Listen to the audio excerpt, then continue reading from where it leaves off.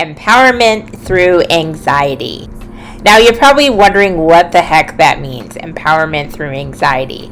Because typically when we think of anxiety, we're not thinking of feeling empowered or even anything remotely close to that. And I totally understand. Basically, this series is meant to break down different aspects of anxiety to help you understand it a little better and helpful tips that will work for you.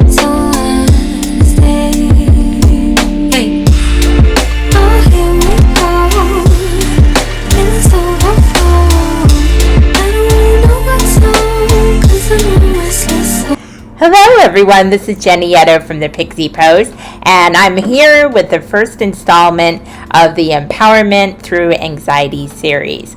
Now this is a mini-series I'll be doing for the next couple of weeks, once a week, just to give you some tips and some insight on the subject of anxiety. Because anxiety is one of those topics that is discussed more in today's society, but still somewhat taboo. A lot of people who experience it, including myself, sometimes feel guilty for even going through something like that. I'm not sure why exactly, but there's always been kind of a stipulation through society that if you have anxiety, you just need to get over it and stop feeling sorry for yourself. There is always that kind of mentality towards it from people who might not experience it. But anxiety comes in all different forms. So there's really no cookie cutter version of it. And people respond to it in different ways. And it affects them physically, spiritually, mentally, or all of the above. And I know for myself, when I'm super stressed or overwhelmed, I experience it in different ways. It really depends on what type of anxiety I'm feeling. There's social anxiety. There's situational anxiety, there's general anxiety, and then there's anxiety due to traumatic situations. And I don't think they're all black and white. They all kind of have gray areas too. So you can experience different versions of different types of anxiety. Now, anxiety is a very tricky thing. Everybody responds to it differently. Everybody experiences in different situations. And it may not be always so obvious. When we think of anxiety, we think of this complete breakdown, nervous wreck type of situation. But sometimes it's not even that. It can be very, very subtle, and it can be more on a subconscious level. But it still affects you just the same. For some of us, anxiety is just a reality. It's not something that will go away. It's not something we can just get over. Unfortunately, me included, some of us are told that when we go through our anxiety episodes. And it's really disheartening, and a lot of the time it adds more anxiety because you almost feel that pressure to get over it.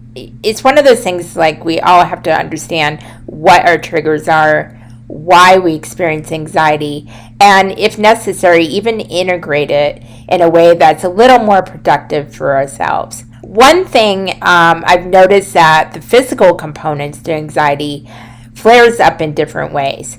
And even in yourself, it may not always be experienced exactly the same each time you have an anxiety episode. For example, the past few weeks I had been feeling extreme overwhelm, extreme anxiety, and I wasn't really sure why. But I noticed it more flaring up in the physical aspect. I was exhausted. I was fatigued, no matter how much sleep I got. It felt like I didn't even want to get up.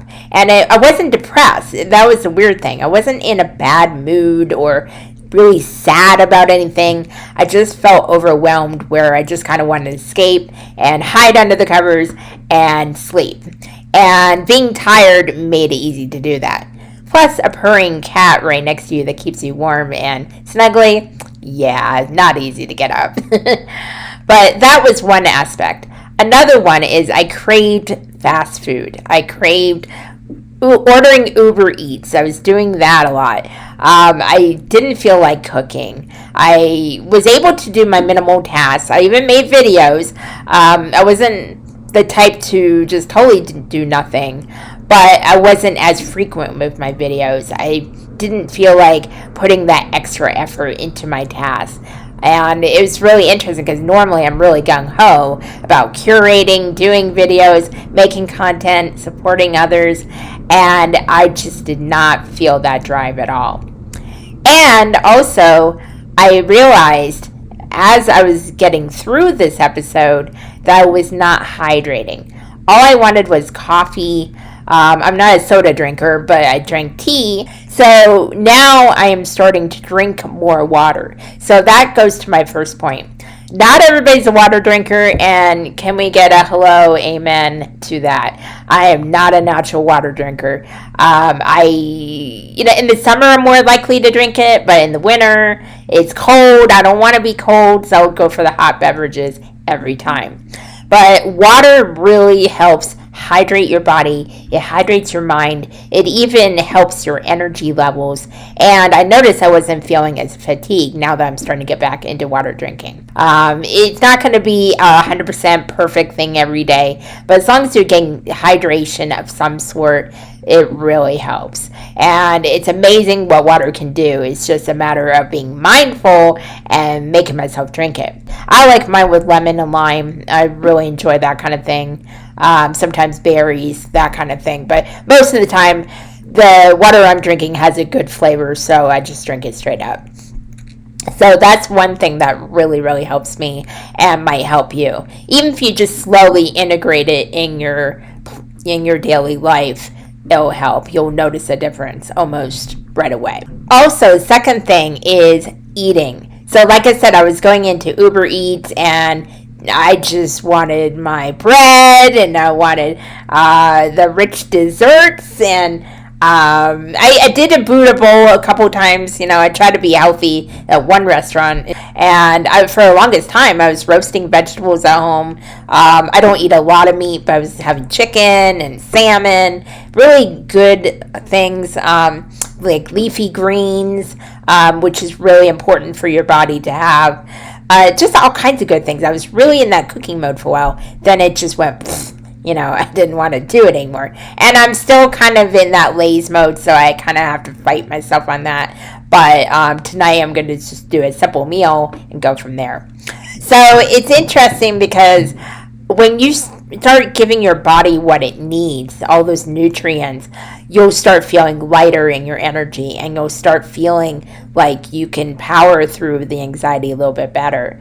And also, when you make yourself a really nourishing meal, and not a TV dinner and not a frozen pizza or anything, but actually cook yourself a nice little meal, it actually is treating yourself, and it's self-care in itself, because you feel good that you made a meal for yourself. It's tasty, it looks good, and you're going to get some real nutrients from it. So that's always a good thing. If you don't know how to cook, maybe your significant other can do it, or learn how to cook. There's always a way. So when you take that time, whether you meal plan or you just cook day to day, it really helps cut down on all the junk and the processed foods that you'll be eating. So really be mindful about that. 3, sleep. I cannot stress enough how important sleep is. And there are more studies coming out now showing the value of sleep. We live in a society where we'll sleep when we're dead and go, and if we get 4 hours of sleep, we're winning, and all this. And no, we're not winning. I naturally need a lot of sleep. I've always been that way. So in a way, that's a good thing. But it's not good when I only get 3-4 hours of sleep, which I'm still guilty of doing. I admit last night I only got 4 hours of sleep, so I'm going to bed early tonight. But it is just ridiculous how sleep has been swept under the rug and I'll do it later when I have time. No, make time for yourself. Do a night routine. Shut down your computers and phones at a certain time, like an hour or two before bed. Give yourself a bath. Read a book that doesn't stimulate your mind, that relaxes your mind. Meditate. Just spend time with your family or with your pet. Sometimes I'll listen to meditation videos on YouTube. I will have a cup of tea and just relax. I'll even watch a show. I'll watch a show. I do like my TV shows. For me, that's just ways I unwind. I don't do anything that's strenuous mentally, because then it'll get your mind racing and then you won't be able to sleep. It's supposed to be a relaxing time. But when you take that time to unplug, whether you think you have time or not, it really, really helps put things in perspective, and it keeps the anxiety levels down because you're taking care of yourself. That's the main thing, actually, in all aspects, which I'll address in future videos. Self-care is so important, especially in the times when you're most anxious. It is something that's almost crucial, because when you take care of yourself, you'll be able to take back control of what you're able to and reduce the anxiety levels. Another thing is clutter. Now, this sounds like a funny thing, and you wouldn't always associate this with physical anxiety. Physical clutter can lead to mental clutter, which we'll address more in the next episode. I notice that when I have things all around me, all closed in, I start getting more anxious. Now, I'm not exactly a neat freak, so I don't need it spotless, but when I start not putting things away where they should be, I start getting anxious, or I let my mail pile up, or any paperwork that I have with my business. I have notebooks everywhere and pens. Sometimes I have 5 million on my kitchen table where I work, and it creeps up on you, and you don't really notice because you're doing your stuff, and then all of a sudden I have all this clutter around me, and then I think, oh, that's why I'm feeling all kind of on edge. And it does trigger anxiety, because it allows all the mental clutter to come in, especially if you're not writing things down and you're trying to remember everything. That adds to the clutter. It's really, really interesting how that works, because I never realized what an effect it would have on me. Because when I started cleaning, just like a quick cleanup every day, what I'll do is I'll do it like 5 minutes before I go to bed, and in the morning sometimes, if I didn't put something away for some reason, I'll take time to do that. Just that little practice in itself has made such a difference. And as you can see, my laundry is folded for the moment. I got more in the dryer, but now that I took the time to do that, I noticed my anxiety is not as much. It's really, really interesting. So when you have that space and the energy to flow, that's what helps the new energy come in and helps the anxiety levels go down. Also, body movement is very important. Now, I'm going to be honest with you. I have my physical limitations, so it's really hard for me to do certain exercises and all that. And I don't walk as far as many of you, like with the ActiveFit, which I keep forgetting about. I need to do that later. So 5,000 steps for me is a lot. However, body movement doesn't have to be rigorous exercise every day. It doesn't have to be like, oh, let's pump the iron and until I fall over, and no, and that's never anything I get into anyway. It can be light yoga stretching. It can be going for a nice walk outside. It can be arm curls. It can be dancing. It can be just moving around, just making sure your body moves every day. And even if it's just for a half hour a day, even 15 minutes, every little bit helps, because it gets you more out of your mind and into your full body. So I noticed that helps a little bit. Sometimes it's just me running around doing my chores, or chasing Timmy and peeling him off the walls. Whatever movement you can do, it really helps. So that's another thing I've noticed that really helps me physically. So all together with body movement, eating right, drinking water, and plenty of sleep, plus taking control of your own environment, all these factors really, really help physically. Again, I will address the mental and the spiritual elements in the next few videos. However, that is the start. That's a more immediate those are immediate actions you can take. And I'm not saying it's going to be easy, and maybe not all those things will work for you. Maybe it'll be just one or two components. Just try different things, see what works for you. But I guarantee you will start feeling at least a little bit better, and then you'll be able to approach your anxiety and see how you can empower yourself to get through it mentally. Even though the physical aspects are very important, the mental ones are a lot harder, and we're going to be addressing that in the next episode. And this can really, really be different for everyone because there are a lot of factors that go into this.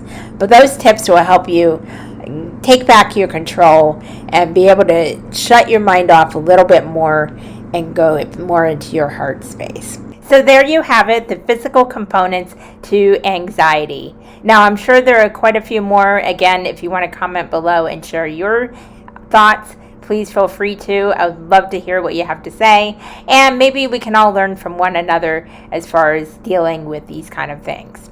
So remember, before I leave you guys, be gentle with yourself, be patient with yourself, and know that even if you are struggling with this, it doesn't make you any less valuable. There are a lot more people who are dealing with anxiety than you might think. So until the next time, to know thyself is to know thy truth. Namaste.